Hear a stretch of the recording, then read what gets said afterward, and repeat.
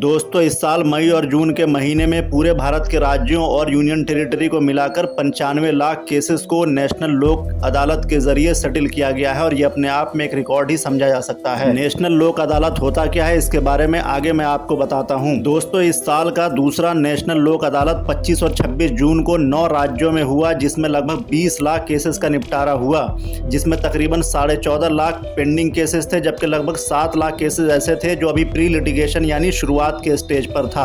14 मई को भारत के बाकी राज्यों में नेशनल लोक अदालत भी लगा था। इसी साल मार्च के महीने में पहला नेशनल लोक अदालत लगा था, जिसमें तकरीबन 40 लाख केसेस को खत्म किया गया था। तो इस तरह अभी तक इस साल में लगे पहले और दूसरे नेशनल लोक अदालत की बात करी जाए तो उसमें 95 लाख केसेस का निपटारा हुआ है, जिसमें 29 लाख पेंडिंग केसेस थे, जबकि 67 लाख केसेस ऐसे थे जो प्री लिटिगेशन स्टेज पर थे। और ये सब कुछ जस्टिस यूयू ललित, जो कि सुप्रीम कोर्ट के जज हैं और आने वाले दिनों में ये भारत के चीफ जस्टिस भी हो सकते हैं, उनकी अध्यक्षता में हुआ, क्योंकि वो नालसा यानी नेशनल लीगल सर्विस अथॉरिटी के चेयरमैन हैं और लोक अदालत नालसा के तहत ही लगाया जाता है। आंकड़ों पर नजर डालें तो जस्टिस ललित की अध्यक्षता में एक रिकॉर्ड नंबर केसेस का सेटलमेंट हुआ है, जो कि काफी सराहनीय है। दोस्तों स्टैटिस्टिक्स के हिसाब से भारत में लगभग 4 करोड़ से ज्यादा केसेस निचली अदालतों में पेंडिंग है, जिसमें 1 करोड़ से ज्यादा सिविल केस हैं और लगभग 3 करोड़ से ज्यादा क्रिमिनल केसेस हैं। भारत की आबादी को देखते हुए, पेंडिंग केसेस को देखते हुए, मौजूदा कोर्ट की स्थिति और जजेस की स्ट्रेंथ को देखते हुए ये मुमकिन नहीं है कि इतने करोड़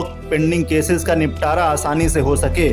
इसीलिए लोक अदालत जैसी स्कीम एक उम्मीद की किरण की तरह है, जिससे लोगों को कोर्ट का चक्कर काटने से राहत मिल जाती है और बेजा मुकदमों से छुटकारा मिल जाता है। दोस्तों 1987 में लीगल सर्विसेज अथॉरिटी एक्ट पास हुआ था, जिसके तहत 9 नवंबर 1995 को national legal services authority of India बना था और यही बॉडी लोक अदालत लगाने का भी काम करती है। चीफ जस्टिस ऑफ इंडिया इसके पैट्रॉन इन चीफ होते हैं। लोक अदालत एक तरह का ऑल्टरनेटिव है किसी भी डिस्प्यूट को खत्म करने का। इसका मकसद गरीबों को फ्री और स्पीडी जस्टिस देना है। जैसा कि इसके नाम में ही लोक लगा हुआ है, मतलब यह है कि लोगों की खुद की लगाई हुई अदालत होती है। लोक अदालत दूसरे दिनों की कोर्ट से अलग होता है।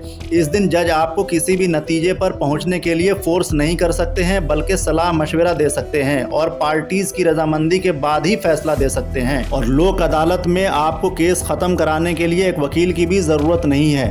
अब सवाल ये है कि किस तरह के केसेस को लोक अदालत में लगा सकते हैं। क्या सारे केसेस लोक अदालत में लग सकते हैं? तो ऐसा नहीं है। कुछ खास तरह के केसेस होते हैं जो लोक अदालत में लगते हैं। तो आपको बता दूं कि किसी भी तरह का सिविल मुकदमा यानी सिविल केस लोक अदालत में लग सकता है। इसके अलावा कंपाउंडेबल क्रिमिनल केसेस, जी हाँ, ऐसे केसेस जो कंपाउंड हो सकते हैं या जिनमें कॉम्प्रोमाइज हो सकता है। इसके अलावा मैट्रिमोनियल यानी शादी विवाह के केसेस भी इसमें लग सकते हैं, लेकिन डिवोर्स के केसेस लोक अदालत में नहीं लग सकते हैं। तो अगर आपके भी इस तरह के पेंडिंग केसेस हैं तो आप भी लोक अदालत में अपने केस को सेटल कर सकते हैं और किसी भी तरह का कोर्ट फीस जो आपने जमा कर रखा है वो सेटल करने की वजह से आपको वापस मिल जाएगा। तो आप भी इस स्कीम का फायदा उठाइए और अपने आसपास कोई इस तरह के मुकदमे में शामिल है तो उसको भी इस स्कीम के बारे में अवेयर कराइए, क्योंकि इस स्कीम को चीफ जस्टिस के द्वारा और सीनियर सुप्रीम कोर्ट के जजेस के द्वारा बहुत ज्यादा प्रमोट किया जा रहा है। और लोक अदालत लगने से पहले इसको सोशल मीडिया, प्रिंट मीडिया और दूसरे माध्यमों से बहुत ज्यादा प्रमोट किया भी जा रहा है। दोस्तों वीडियो अच्छी लगी हो तो इसको लाइक करें और लीगल अपडेट्स और जुडिशरी से जुड़ी खबरों के लिए इसको सब्सक्राइब करें। Thanks for watching.